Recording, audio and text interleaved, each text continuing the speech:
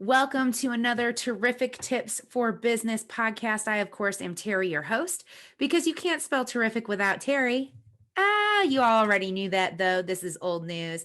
I am super excited today because I have a friend of mine who I've had the distinct honor and privilege of knowing for, gosh, Teddy, what's it been? At least 5 years now. Oh, at least probably closer to 10. Probably closer to 10 on the show. And Terri Burriss is located here in Winston-Salem, but he is a LinkedIn specialist strategist. So he really works with all of our business owners and sales reps to help them max out their LinkedIn presence and their LinkedIn profiles. And he is an absolute genius. I have had the privilege of working with him in a variety of capacities over the years, and I'm super excited to bring him to you all today. So without further ado, Terri Burriss of Terri Burriss Consulting, welcome to the show. Terri, thank you very much. One of these days, I'm going to figure out what the subdue thing is that people don't want to further give out, as I wordsmith all the time. What do you mean subdue thing? Oh, without further ado. Oh. What's this ado thing? I just play with words. Like I don't know how I got hooked on playing with words, but I've been playing with words for about 15 years right now, and it freaks me out. But anyway, yeah. Thank you for having me on the show. I appreciate it, my friend. Oh, you are most welcome. Thank you for being here. It is a treat and a pleasure. So let's talk a little bit. One of our favorite conversations or questions to start with is, what's been the biggest challenge for you in being a business owner, and some tips or tools that maybe you've used to overcome them? So let's start with the biggest challenge and we'll go from there. When you dropped that one on me and said, Teddy, be ready for that question, I'm like, biggest challenge? And we only have an hour to talk. And I mean, there are so many different challenges that we have to work on in order to be successful and efficient. Yes. And and one of them, the one that comes to mind often is time. So I am very fortunate. I learned a new word the other day. I can't remember the word. What the word was? It was a T word, tardy or turdy. But basically it's a time machine. And so I've decided that, in order to solve this time problem, I need a time machine. Or one other idea is I could take and use old batteries in the clock and make the top tick a little bit slower. Really? You think that'll be effective? You think that'll help? Oh, crap. Maybe it won't. So this might make you late for everything if you do that. Yeah. Sure. Then you really will be turdy. But I love the idea of the time machine. Is there, so time definitely is an issue, especially for business owners. Yeah. And so here's some of the ideas that I've come up with to help me address this time challenge, which really isn't a challenge. It's just really using it in the most appropriate ways across the day, across the week, across the month. And so one of the I'll tell you one of them, then I'll talk a little bit about process and systems. So one of the things I make a very deliberate decision about doing is using my time in the most appropriate ways. And that is, one example is I don't have time to engage with everyone. I don't have time to answer every question or get on every call, et cetera, et cetera. So one of the ways that I manage that is I always ask myself, the person who wants my time, how important am I to them and how important are they to me? And what's going to be the mutually beneficial value of us spending time together?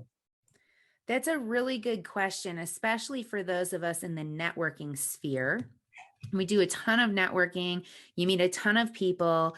Everybody's encouraged to do one-on-ones to get to know you, and really asking yourself, what is this time worth? Is this somebody who I really believe can help me in some way because of somebody they know?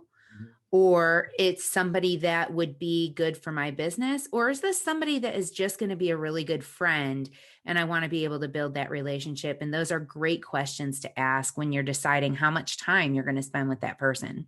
Yeah, and there's value to creating great friendships. And the value of that is no less than the value of creating good business connections, because they're equally have value to our lives. One of the things that I did that I started doing in late 2019, before the world changed significantly in our ability to do the things that we do, is I said, all right, I don't have enough time in the day to do all the things that I want to do. So I can't spend an hour having a networking call with every single person who wants to have a one-on-one with me.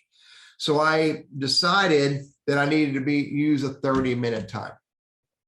So everybody who wants to have a call with me or a chat with me, who wants to do a one-on-one, that instead of giving them an hour, I give them 30 minutes. Well, that gives me the ability to do twice as many one-on-ones if I wanted to, or it gives me the ability to use that other half an hour to do other things that are important on the revenue stream. The other thing I did as well, Terry, is I said, first time conversations don't need to be an hour either. So let's make first time conversations a 15-minute chat. So everybody who says, Teddy, I'd like to meet you, or everybody who I say, Terry, I'd like to meet you, then I invite them to a 15-minute conversation. And what I've discovered is that if you're purposeful about your engagement in a 15-minute chat, you can discover if there's a value in having a deeper conversation. And everybody you have a one-on-one conversation with, you already know them a little bit, they already know you a little bit, you're just trying to develop that relationship further. You can do that in a 30-minute conversation. Again, if you're pretty purposeful about investing that 30 minutes in a very tactical way. So that is one of the big process changes that I've made that has allowed me to better manage this 24 hours that I get every day. And I love that because it not only focuses the conversation, but it really takes the pressure off too, right? Because now we know it's just a chat. It's only 15 minutes. Yeah. You can talk about a lot of things in 15 minutes, but it's only 15 minutes. So now the pressure is off and it doesn't feel like you have to come up with a way to be interesting, exciting, or engaging for a full hour. That can be overwhelming for some people. So it's beautiful. Yeah. And I'm also, I'm Sandler sales trained. And what that means is that one of the things I got out of being a Sandler sales professional is what's called the upfront contract. Now, the upfront contract is I'm supposed to, and I try to do this pretty deliberately.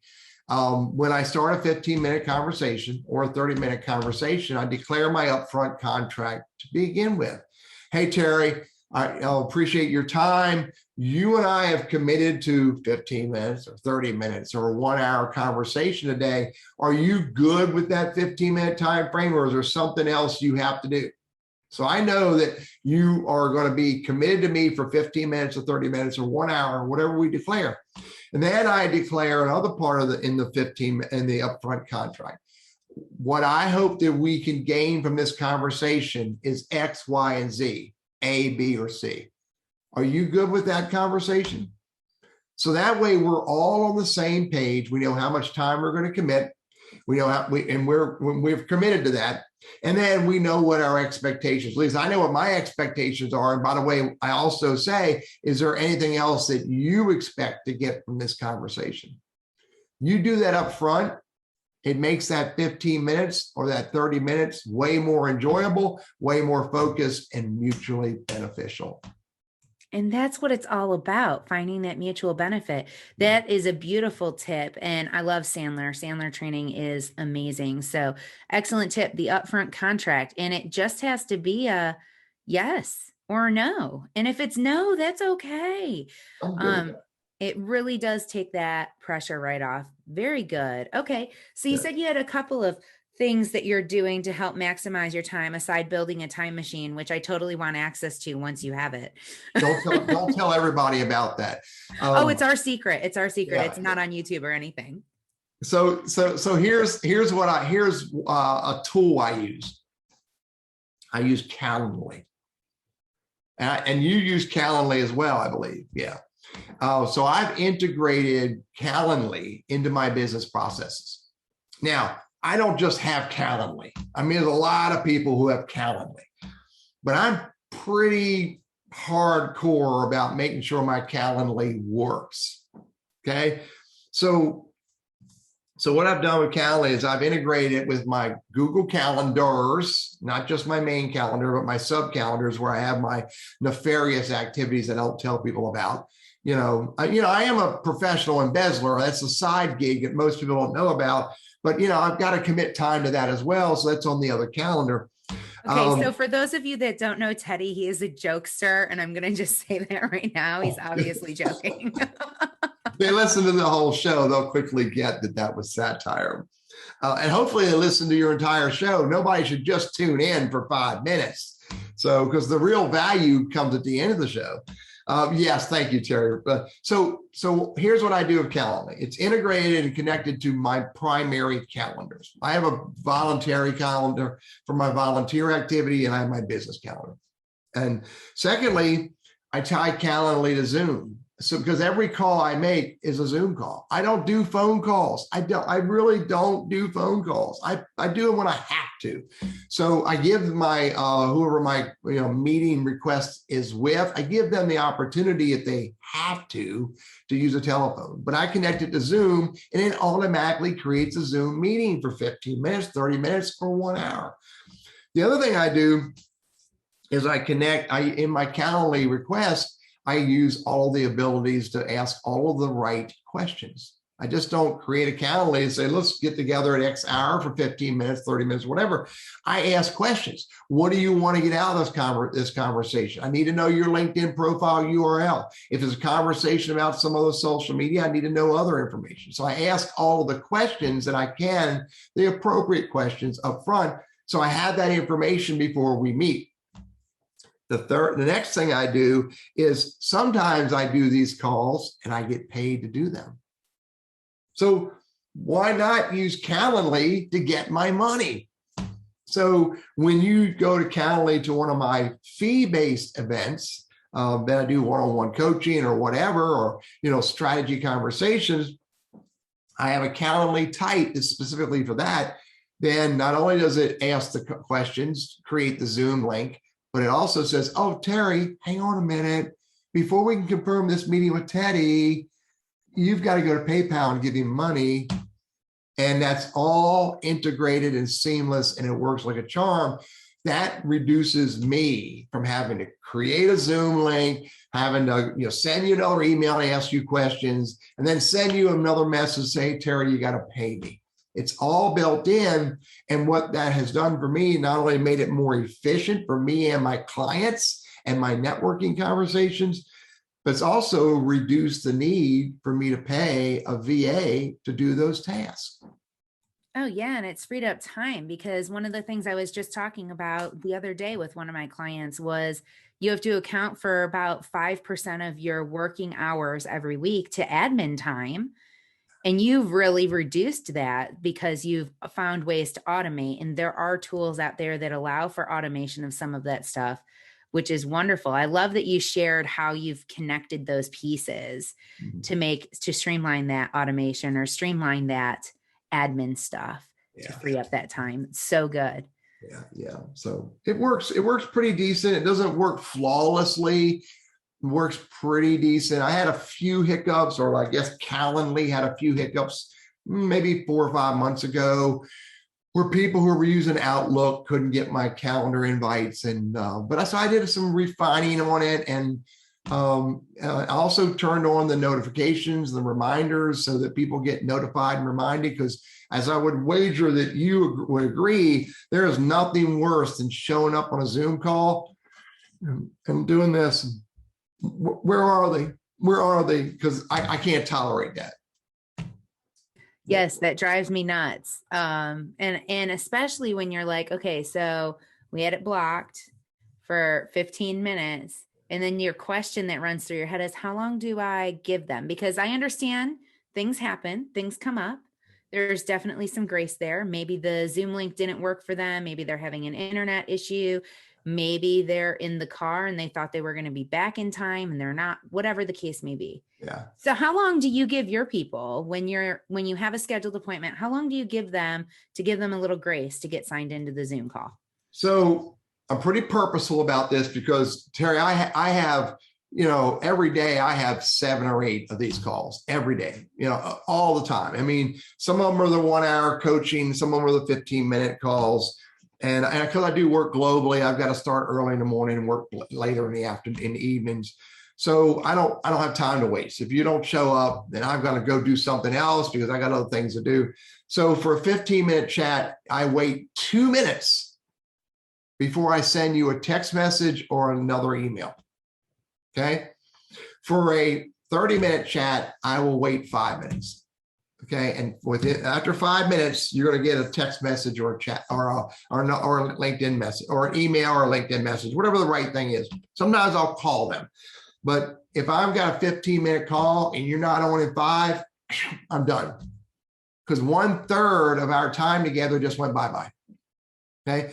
For a 30-minute chat, if you're not there in 10 minutes, bye-bye. Because 1/3 of our time just went away. Now, I'm very accommodating to rescheduling for the right reasons. But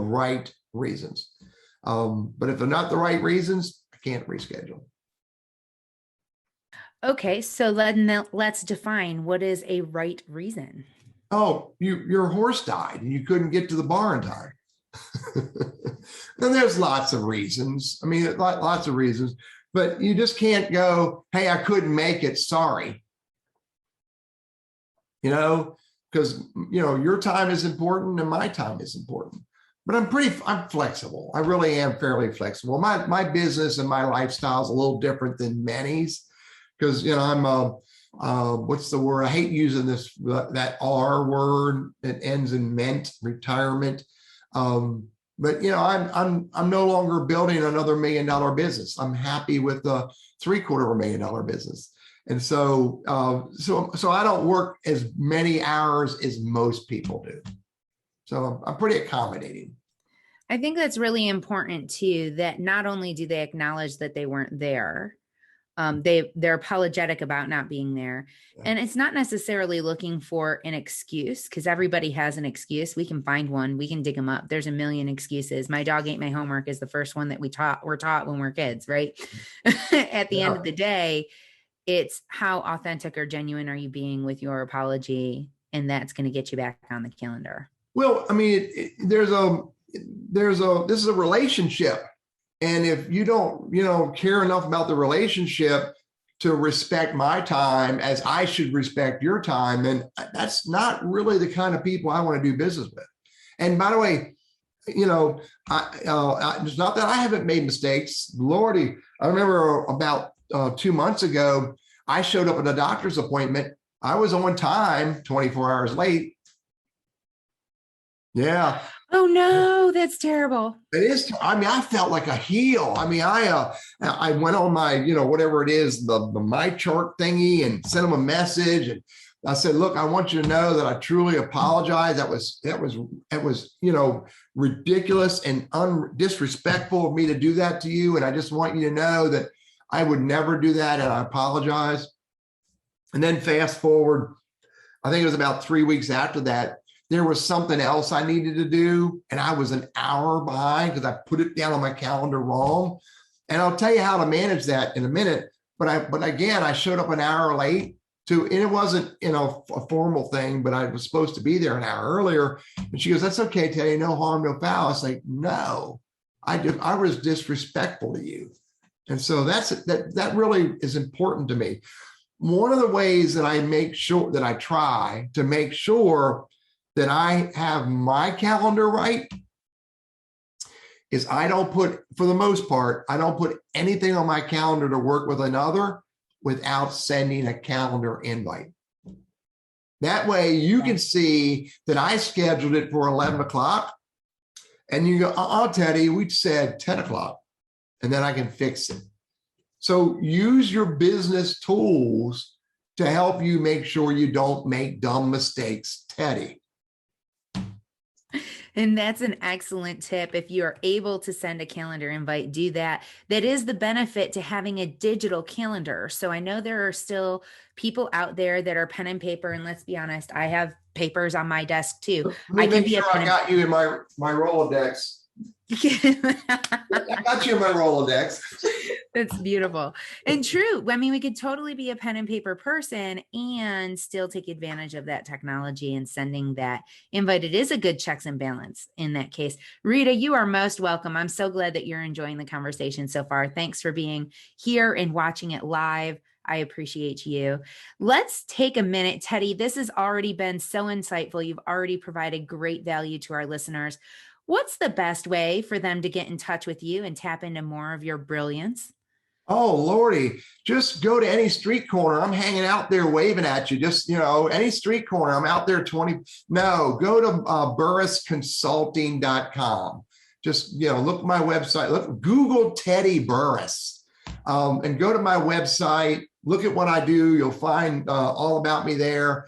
If you like what you see, subscribe to my blog and let me know what I can do to help you. Just go to my website, burrissconsulting.com.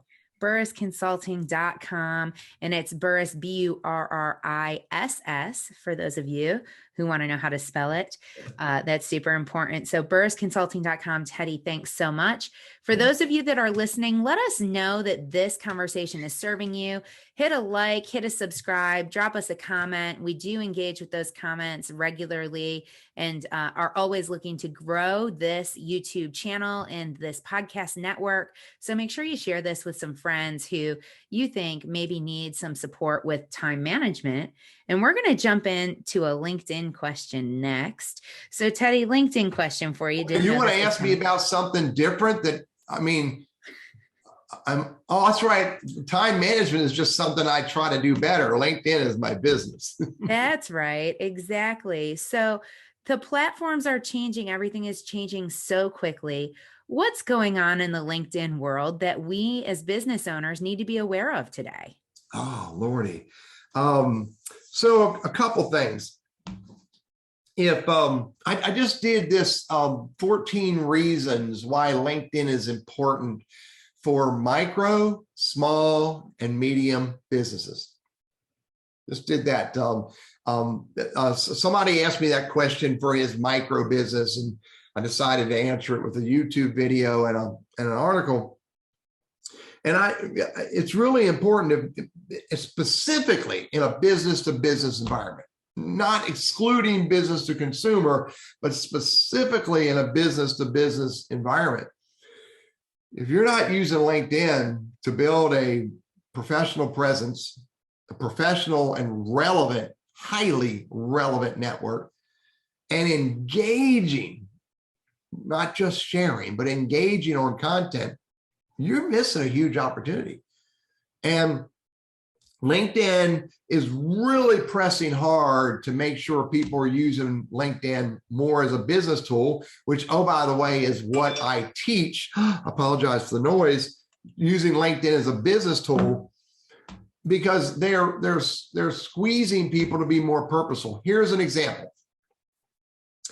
LinkedIn is tightening down the number of LinkedIn invites you can send each week. It used to be there was little restriction as long as your invites were being accepted. If you were sending out too many invites and people were hitting the ignore button too many times, or hitting the I don't know button a few times, then LinkedIn was smack you and shut you down. Now what LinkedIn has done is they've tightened down the number of invites that you can send to connect on LinkedIn to a whopping 100 per week. That's still pretty significant. I mean, that's almost 25 a day.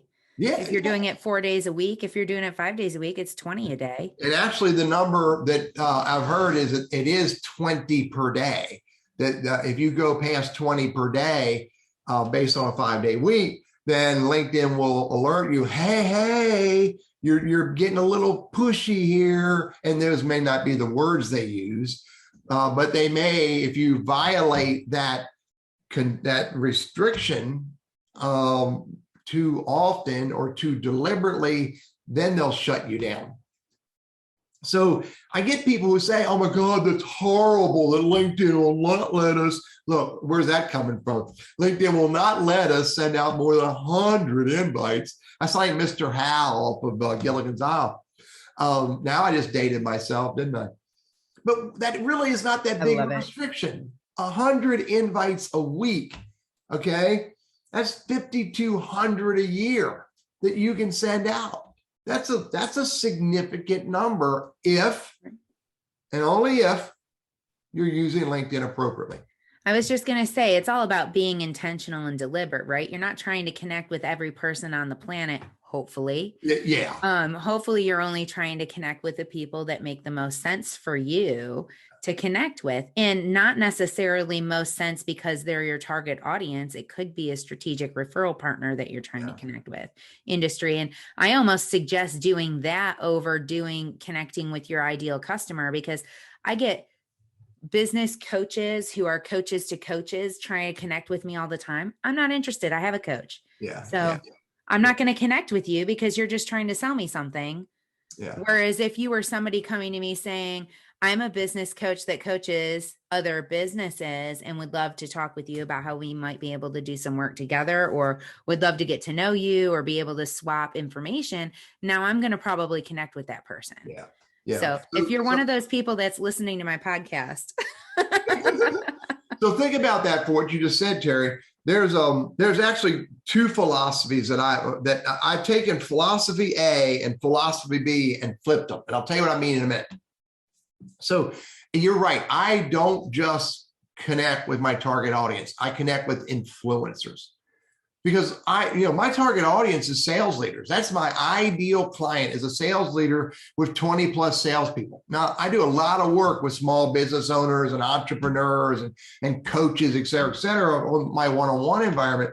But my target audience, my elephant, is the sales leader. Okay. Well, the sales leader ain't hanging out on LinkedIn. He's out leading his sales team. Okay. He doesn't use LinkedIn at all for the most part. But the influencers do. His sales team, his marketing team, his peers, other people in his company, people that I know who know them. So I really do spend a lot of time looking to connect not only with my target audience, but with their influencers. Because when I can build trust, respect, and like with influencers, and then develop enough of a relationship where we can have a conversation, maybe a Zoom conversation, and then I can ask for a targeted, purposeful introduction. And they're not on LinkedIn, so I'm gonna get an introduction by email. I'm good with that. So when you're building your network, you want to build your network all around your target audience, but use that influencer network because that's rich. So good. I love that. And I love that you're not just thinking about who your perfect person is, but who they're associating with. And that's really getting into the psychology of our perfect person. You've really honed in your persona, because then where are they getting their information? Who are they being influenced by? Where are they spending their time?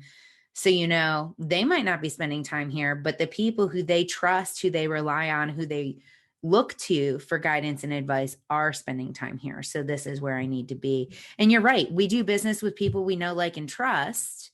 So how do you get to know, like, and trust somebody? Well, you have to build up that credibility. You have to build up that visibility with the right people to support that. So good. It takes time. I mean, you build up know, like, and trust by engaging and having conversations with others about them first and foremost. Another area that helped impact my life in a very significant way is I studied this dead guy. I studied him for over 2 years before I really got to understand him. And Dale Carnegie taught me how to win friends and influence people. And first and foremost, it's about having a conversation with them about them. True. Yeah. I was going to ask, can you elaborate on this engage? Because particularly in LinkedIn, and I see this happen all the time, people that you've never met before in life give you this endorsement or endorse you or recommend you for the work that you do. And you're like, but I've never worked with you. I don't know who you are. So that's not the engagement you mean. I suspect you mean something else when you say engagement, and it's not just a like on something that they've shared. No, it's invite them to bourbon and beer. Here's what engagement, right now. yeah. Here's what engagement means. Engagement means to get into real, meaningful conversations with the other person. And what is a real, meaningful conversation? It depends, or it varies based on how many other conversations you've had with them. And so if it's someone brand new, the best way to get into a real meaningful conversation is to get introduced to them by someone that knows, likes, and trusts each of you. And then, find a way to strike up a conversation with them in the context of them as a human, as two humans talking. You don't jump to, dude, let's talk about your biggest problem you have in business and how I can solve it, because that ain't going to work. But and also it's not a race. It's not a race. It's a journey. When you try to bust through, this is sales tactics as well as relationship development tactics. When you try to bust through and drive that person to that business call and they're not ready, you ain't getting there. As a matter of fact, not only you ain't getting there, but you ain't never going to get there, because now they know that you're nothing more, and I got to use polite words because we're live on YouTube. Now they know you're nothing more than a salesperson. Yeah. And it doesn't matter what title you go by. If you're just a business development person, or if you're a consultant, because I know consultants being used in this way now too for certain industries, it's just a glorified sales person. And at the end of the day, what you really need to focus on is, how am I having those in-depth conversations? But Teddy, an in-depth conversation is something that takes time. It does. Yeah. How much time do I need to spend on LinkedIn? Well, you don't do these in-depth conversations on LinkedIn. I'll give you an example. So LinkedIn, a lot of people leave their birthday notifications on.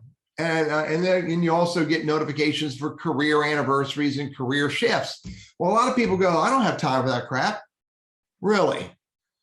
Your target audience, your ideal client, has his birthday notification on LinkedIn, and his birthday is today, and you didn't find 15 seconds to send the dude a sincere, honest, man, I hope you have a fantastic Friday celebrating your birthday. And by the way, because your birthday is on Friday, you get to celebrate all weekend long. And even better than that, on the 4th of July, 3 days from now, we're going to celebrate your birthday with fireworks. It's your target audience, your ideal client, and their birthday is today. You should say happy birthday. You don't have to say happy birthday to everybody, but use those little notifications to engage in a friendly, polite, human-to-human way. And maybe the next engagement would go, Terri, you and I haven't talked in a while. I'd love to have a quick chat with you. Now, I just said happy birthday and told you we're having fireworks on the 4th for you. Now you got a smile in your heart about me, and you're more likely to say, yeah, dude, let's chat one day.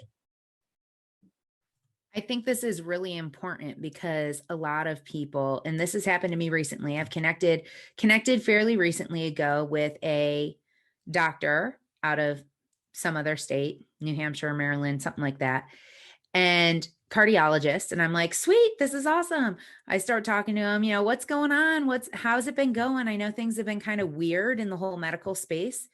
How have you been bouncing back? And the first thing he said was, I'm so glad to connect with like-minded professionals.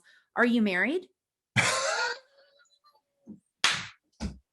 I'm quite sure having a respectful conversation where you're getting to know somebody doesn't automatically go to the, are you married? Do you have family?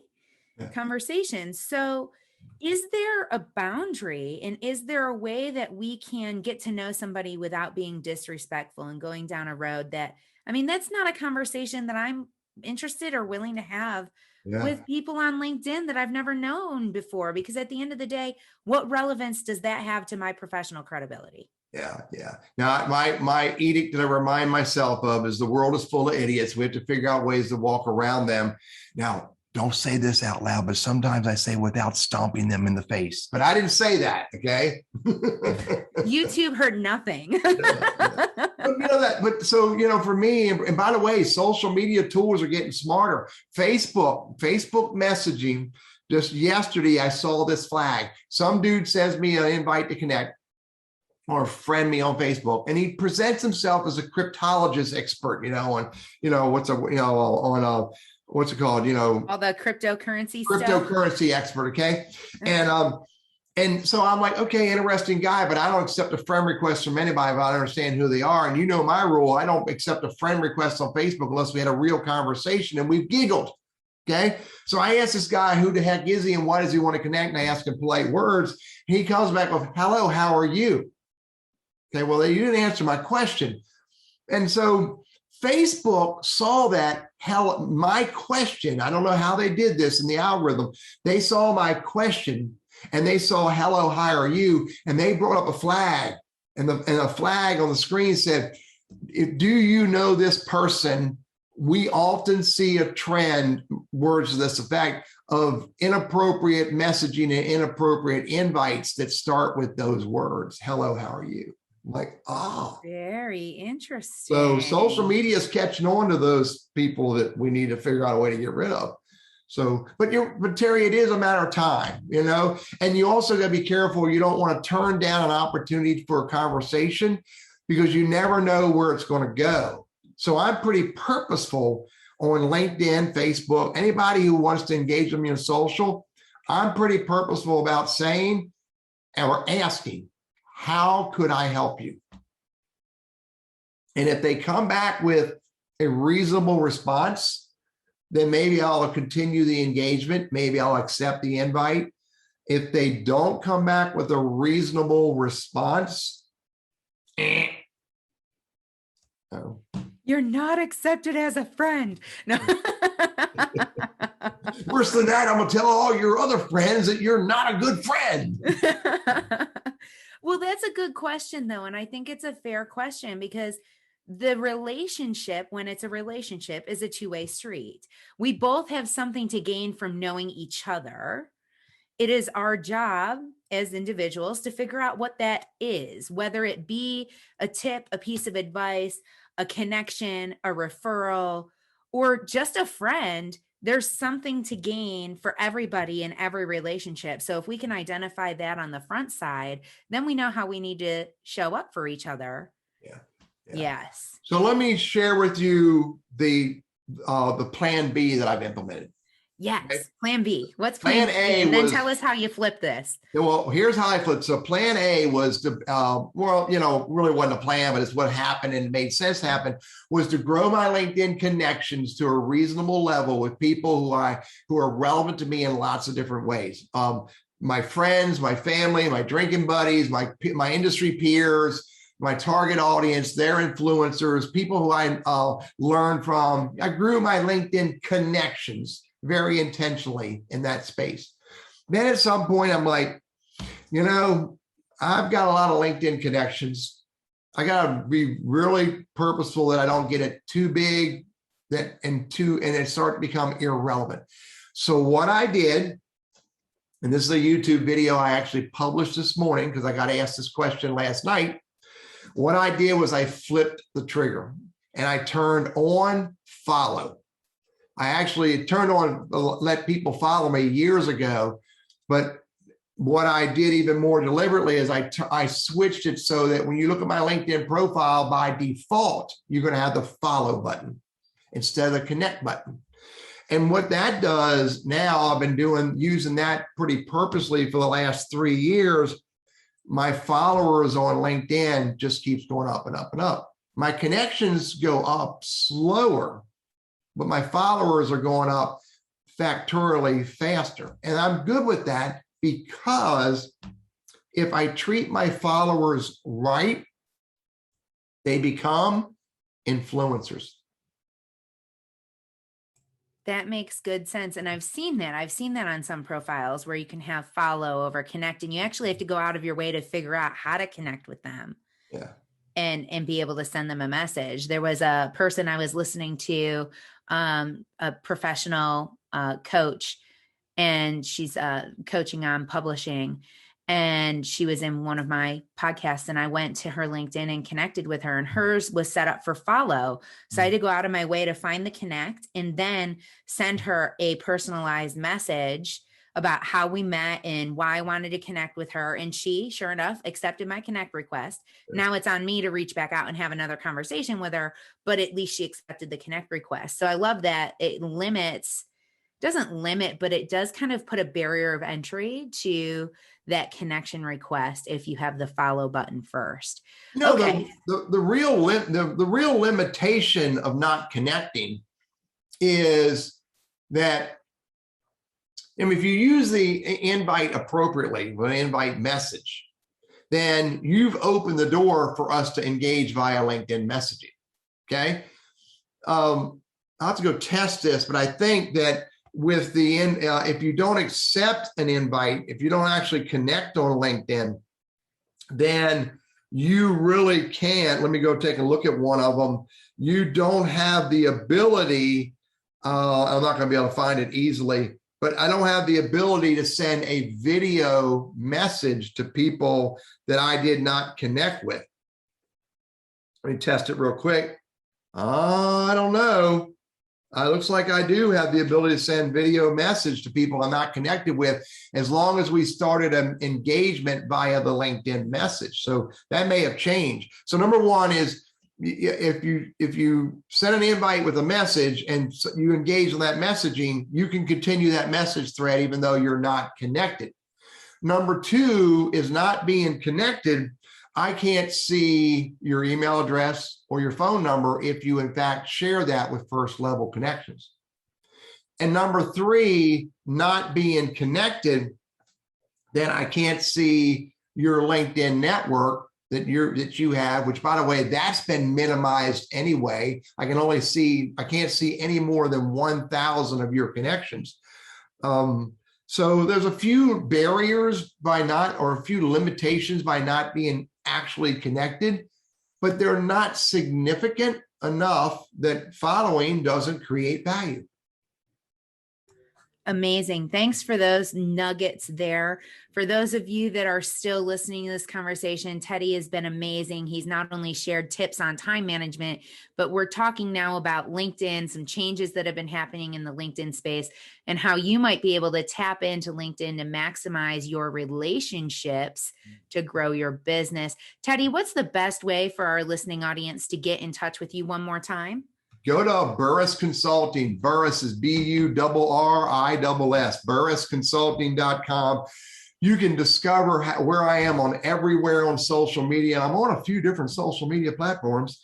You can find out what I do and how I help people. And if you like what you see, then they'll pop up a little box. You can subscribe and become one of my raving fans that I share all of my coolest stuff directly with that list before it goes to anyone else. Fantastic. Thank you so much. For those of you that are listening to, I'm Terri Watkins, your host, the Chief Idea Catcher over here at Spin Frogs. You've been listening to the Terrific Tips podcast, and don't go away yet, because we have another question for Teddy. And this one is going to be the creme de la creme. You want to hear this answer. So stay tuned for that. But if you're wondering what Spin Frogs does, we help business owners catch the ideas that stick. A lot of times we walk around our office wondering, how are we going to make X, Y, and Z interesting today? Or I have to share something on social media and I just don't know what to say. Oh, I'll take a picture of this pen and pretend it's interesting. Nobody cares about what you've just eaten for lunch today. Yeah, ta-ta. Let's talk a little bit more about how we can be strategic and deliberate with the content that we share so that we can continue to showcase our value without devaluing our brand. I'm Terri Watkins. You can reach out to me at spinfrogs.com, and that's spin frogs with an S.com. My contact information is over here on the screen. And if you go to spinfrogs.com/gift, you can even get 17 ways to grow your social media that are unbelievable tips to growing your social media. So go get that free PDF now. And Teddy, back to you. I've got one more question for you today. Hope you're not going to tax me, make me work hard. No, hopefully not. So, if you could go back to your younger self in this time machine that I know nothing of, what would be one tip that you would tell your younger self to help you be more effective in what you do today? Um, your network will become your most important asset in your life. And if you can grasp what that means, Teddy, when you're 16 years old, you're wearing a silk shirt, you have high heel shoes on, not really high heel, but you have raised shoes on.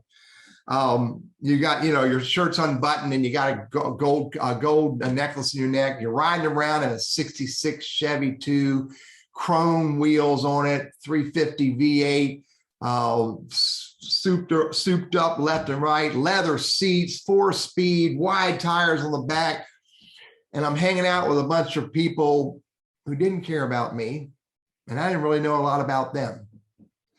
Your network will become your most important asset in life. So be purposeful about who you bring in or let in to your network. Be purposeful about growing a network of people who have broad perspectives and diverse ideas, because that's how you're going to learn new ideas that you've never discovered yet. Be purposeful about taking care of your network, which means don't make it all about you, Teddy. Be willing to help others. Your network will become your most important asset in life. And man, I wish I would have thought of that when I was 20, 30 years old. I discovered it at least when I was 42, and I started treating my network a little differently. And it became really, really vital to me in my life, in my business, my career, my community, and helping others and growing my business and helping my family. That's what I wish I would have known when I was 16 years old. It's such a good nugget. Your network will become your net worth, if you want to put it that way. And it really does. It is all about the relationships. So make sure that you are intentional with the people that you are around. If you want to know who you're emulating, look at the 5 closest people that you spend the most time with. And then ask yourself, is this the kind of person that I want to emulate? If not, it might be time to shake it up a little bit, introduce some new people into your network. Teddy, this has been absolutely delightful. I really appreciate you, your time, your nuggets, your wisdom. Thank you so much for being here with us today. Yeah, cool. Terri, thank you for having me. We will talk another day. I so look forward to it. Everybody who's listening, thank you for taking the time to listen. If you've liked what you've heard today, let us know. Like, subscribe, leave us a comment. At the end of the day, this podcast, The Terrific Tips for Business, was designed for you, not only to provide information for you, but also to provide you a platform to come and showcase your knowledge in a valuable way. And I appreciate all of you for taking the time to listen. Until next week, enjoy your week. And for those of you in the US, happy 4th of July.